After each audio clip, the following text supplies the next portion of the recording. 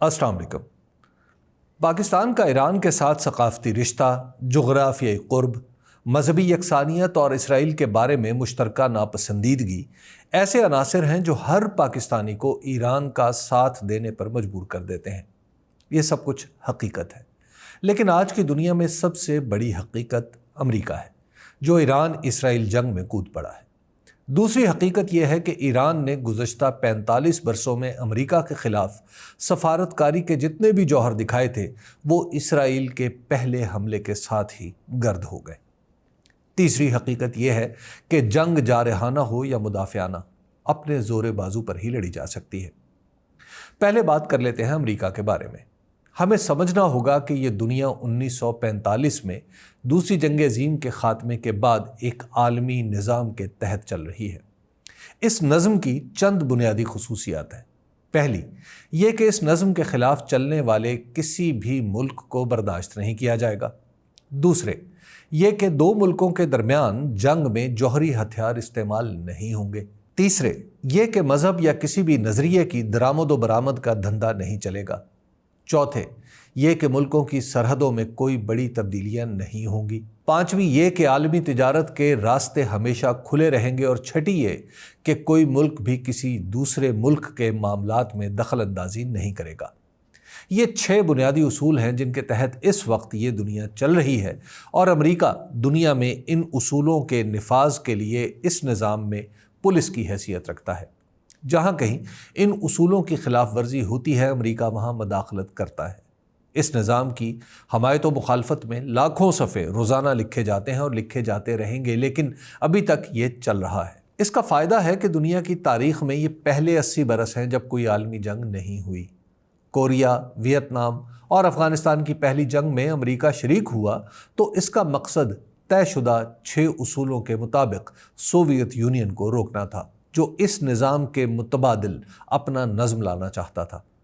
Korea اور Vietnam کی جنگوں کے بعد چین نے کمیونزم کی برآمد روک دی تو امریکہ کے ساتھ اس کے معاملات درست ہو گئے، اور ایسے ہوئے کہ افغانستان میں سوویت یونین کے خلاف استعمال کے لیے چین نے جنگی آلات بھی بھیج دیے۔ نتیجے میں چین نے جو ترقی کی وہ سب کے سامنے ہے۔ جرمنی اور جاپان نے اس نظام کو مان لیا تو آگے بڑھ گئے۔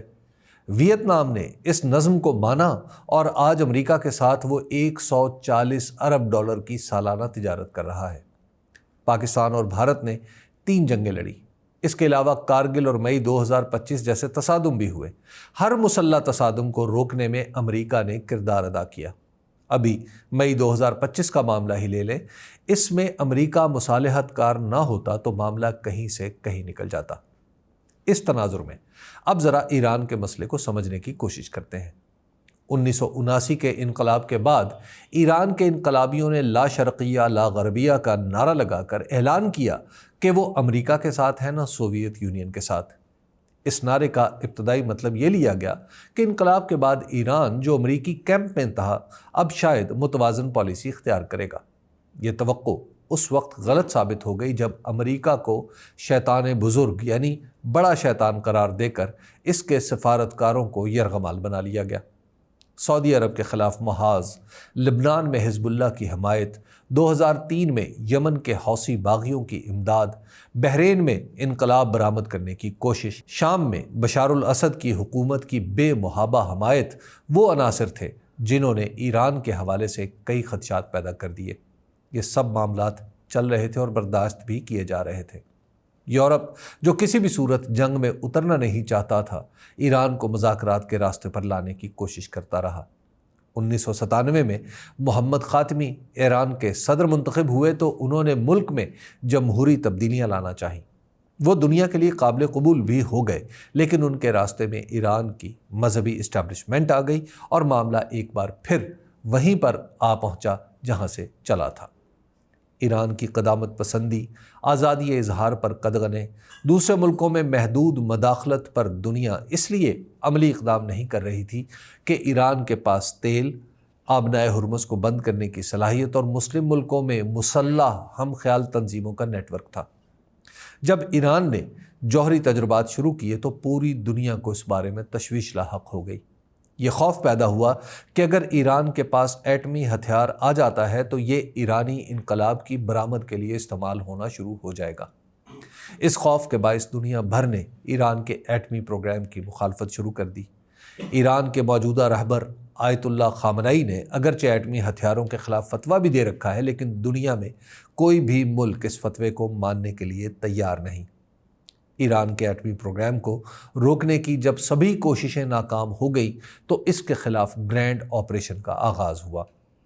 دوسرے ملکوں میں ایران کی تمام مسلح تنظیمیں ٹھکانے لگ گئیں اور پھر ایران کے اندر واحد نشانہ جوہری پروگرام بن گیا۔ اب یہ جنگ ہے جو ہم اپنی آنکھوں کے سامنے ہوتی ہوئی دیکھ رہے ہیں۔ جہاں تک اسرائیل کا معاملہ ہے تو اس بارے میں یاد رکھنا چاہیے کہ اسرائیل اس وقت کی پیداوار ہے جب عثمانی سلطنت فلسطین کی حفاظت نہیں کر سکی۔ وہ زمانہ نئے عالمی نظام کے آغاز کا تھا۔ اس وقت تک ترکی کی مذہبی فوج نے جو حماقتیں اپنے ملک میں کی تھیں، ان کے نتیجے میں ترکی پہلی جنگ عظیم کے بعد کوئی کردار ادا کرنے کے قابل نہیں رہا تھا۔ اس وقت جو کچھ ہو رہا تھا اسی عالمی نظام کے لیے ہو رہا تھا۔ اس نظام میں بحیرہ روم میں ایک ایسی ریاست کی ضرورت تھی جو عرب اتحاد یا اسلام کے نام پر نہر سویز جیسے اہم تجارتی راستے کو بند نہ کر سکے۔ یہی سوچ کر اسرائیل کا نقشہ یوں بنایا گیا کہ اس کے مغرب میں بحیرہ روم ہے اور اس کی ایک نوک جنوب میں خلیج عقبہ میں سعودی عرب کے قریب کھلتی ہے۔ نہر سویز کو کچھ مہینوں کے لیے مصر کے جمال عبد الناصر نے بند کیا تو اس کے ساتھ اٹلی، برطانیہ اور فرانس میں تیل کی جزوی سپلائی بھی معطل ہو گئی۔ اس نہر کو کھلوانے کے لیے برطانیہ، فرانس اور اسرائیل کی افواج مصر میں داخل ہو گئی۔ یہی وہ موقع تھا جب امریکہ نے برطانیہ پر دباؤ ڈال کر فوج نکلوائی اور واضح کر دیا کہ دنیا میں پولیس کا کردار صرف امریکہ ہی ادا کرے گا۔ اس کے بعد 1967 میں پھر یہی صورت پیدا ہوئی اور اسرائیل نے سینائی کے ساتھ ساتھ نہر کے مشرقی کنارے پر بھی قبضہ کر لیا۔ پھر یہ نہر 1975 تک بند رہی اور مصر بھی اس کی آمدنی سے محروم رہا۔ 1975 میں کھلنے کے بعد آج تک یہ نہر دوبارہ بند نہیں ہوئی، کیونکہ مصر سمجھ گیا ہے کہ بحری راستہ بند کرنا کتنا مہنگا پڑتا ہے۔ ایران بھی تنگرائے ہرمز کا راستہ بند کر سکتا ہے۔ یمن میں حوثی باغیوں کی مدد سے بحر احمر میں باب المندب میں تھوڑا بہت خلل ڈال سکتا ہے۔